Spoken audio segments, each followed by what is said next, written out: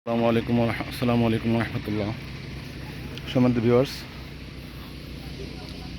এখন আমরা বর্তমানে আছি এই সাজেক ভ্যালিতে আছি।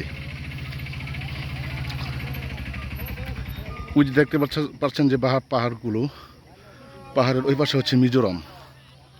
পাহাড়ের ওই পাশে হচ্ছে মিজোরাম। কি সুন্দর দিগন্ত বিস্তৃত, মনে হচ্ছে যে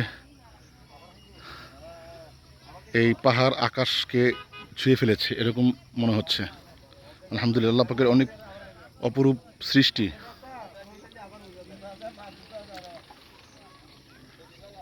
ওই যে পাহাড়গুলো দেখতেছেন, পাহাড়ের ওই পাশে হচ্ছে মিজোরাম।